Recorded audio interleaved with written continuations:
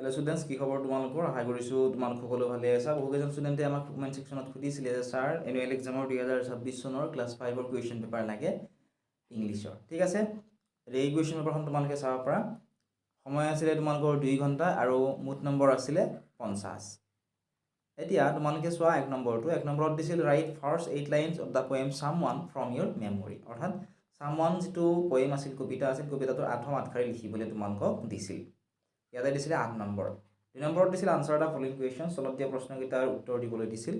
প্ৰথম প্ৰশ্নটো দিছিল where does the deer hide, হৰিণাটোৱে ক'ত লুকাইছিল সুধিছে।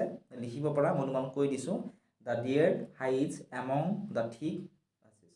ঠিক আছে, next B number for which team did Tarun play, তৰুণে কোনটো টিমৰ হৈ খেলিছিলে সুধিছে। গতিকে Tarun played for team A, তৰুণে এই দলৰ হৈ খেলিছিল বা এই টিমৰ বাবে হৈ খেলিছিল।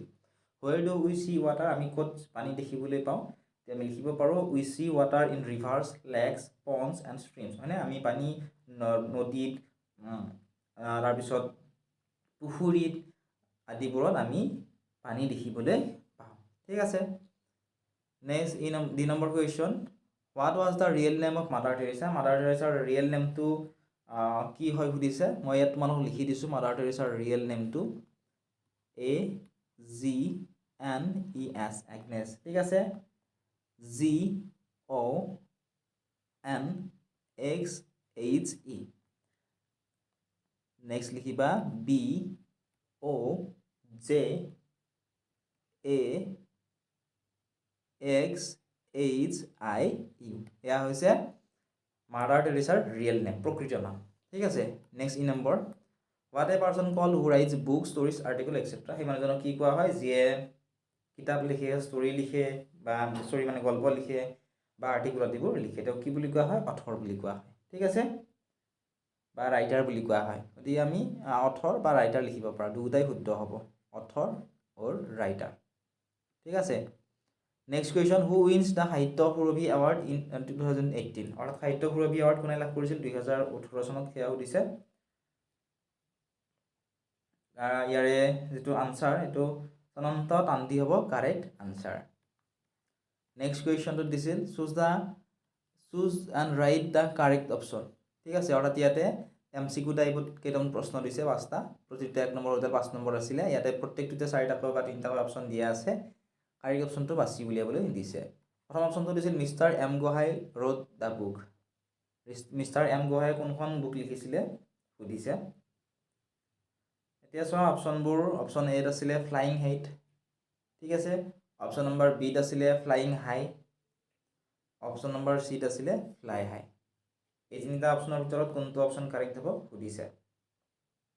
গতিকে যিসকল ছাত্ৰ ছাত্ৰীয়ে জানা, তোমালোকে আনচাৰটো কমেণ্ট ছেকশ্যনত কমেণ্ট কৰি জনোৱাচোন, মিষ্টাৰ এম গোহাঁয়ে কোনখন কিতাপ লিখিছিলে। একেবাৰে ইজি কুৱেশ্যন হয়। ঠিক আছে, কিমান পঢ়িছা নিজকে টেষ্ট কৰা তোমালোকে, তেতিয়াহে তোমালোকে পৰীক্ষাটো পাৰিবা।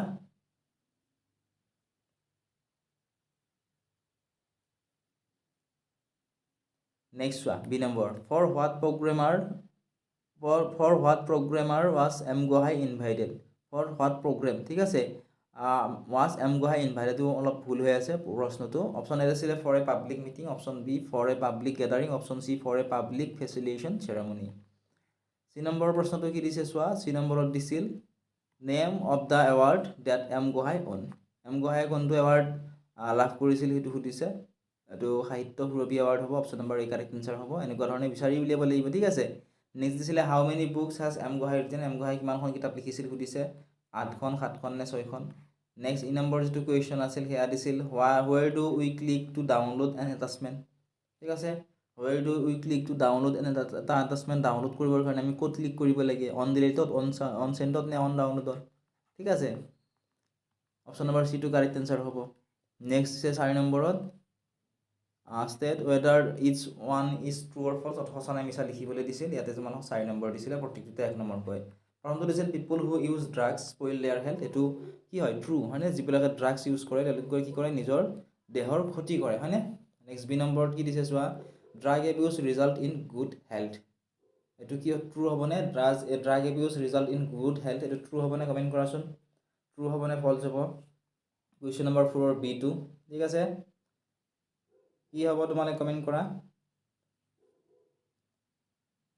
বিটোৰ যেটো আনসাৰ হেয়া কি হ'ব ফলস হ'ব ঠিক আছে ফলস সি নম্বৰত কি দিছে ড্ৰাগ এবিউজ ইজ এ ৰং habit that we must always avoid drug abuse is এটা ৰং হেবিট বেয়া অভ্যাস যেটো আমি সদায় এভয়েড কৰিব লাগে এটো কি হ'ব ট্ৰু হ'ব সঁচা ঠিক আছে দুই নম্বৰত কি দিছে students who take drugs lose interest in their studies এটো কি হ'ব কাৰেক্ট আনসাৰ কমেন্ট কৰাচোন ঠিক আছে students who take drugs lose interest in their studies এটো সঁচা হয় যে ড্ৰাগছ ইউজ কৰে তেওঁলোকে পঢ়া শুনাৰ মনোযোগ নাথাকে তেওঁলোকে হয়নে ট্ৰু পাঁচ নম্বৰত দিছিল complete the following with the help of given words এইখিনি কমপ্লিট কৰিব দিছে ইয়াতে শব্দবোৰ আমাক দি থোৱা আছে ঠিক আছে এই খালি ঠাইখিনি পূৰ কৰিবলৈ দিছে নেক্সট 6 নম্বৰত দিছিল হাউ ডাজ ওয়াটাৰ হেল্প আস পানী আমাক কেনেকৈ সহায় কৰে 7 নম্বৰত দিছিল what we should do for a fit health আমাৰ দেহটো সুস্থ ৰাখিবৰ কাৰণে আমি কি কৰিব লাগে 8 নম্বৰত দিছিল give da meaning of abuse in the expression of drug abuse যদি এই প্ৰশ্নকেইটাৰ কোনোবাটো উত্তৰ নোৱাৰা কমেন্ট কৰিবা আমি আনসাৰটো তোমালোক কমেন্ট সেকশনতে লিখি দিম ঠিক আছে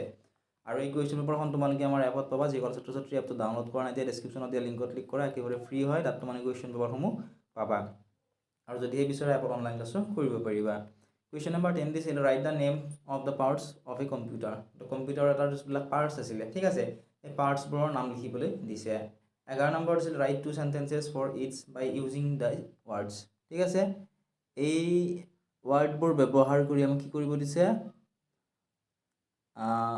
use a write two sentences for each by using the words বাক্য লিখিবলৈ দিছে এইকেইটা ইউজ কৰি 13 নম্বৰত কি দিছে তোমালোকে চোৱা 13 নম্বৰত দিছিল ট্ৰান্সলেট ইনটু ইংলিছ ট্ৰান্সলেট কৰি লিখিবলৈ দিছে এইখিনি অসমীয়াত দি থোৱা আছে ইংলিছত ট্ৰান্সলেট কৰি লিখিব দিছিল ইয়াতে তোমালোকক দিছে প্ৰতিটো 1 নম্বৰ হলতে 4 নম্বৰ আশা কৰিছো ভিডিঅ চাই তোমালোকে ভাল পালা আন কোনখন ডিস্ট্ৰিক্টৰ বা কোনটো সাবজেক্টৰ কুৱেশ্যন পেপাৰ লাগে কমেন্ট সেকশনত কমেন্ট কৰি জনাবা কুৱেশ্যন পেপাৰখন যদি লাগে ডেসক্ৰিপচনত দিয়া লিংকত ক্লিক কৰি আপটো ডাউনলোড কৰি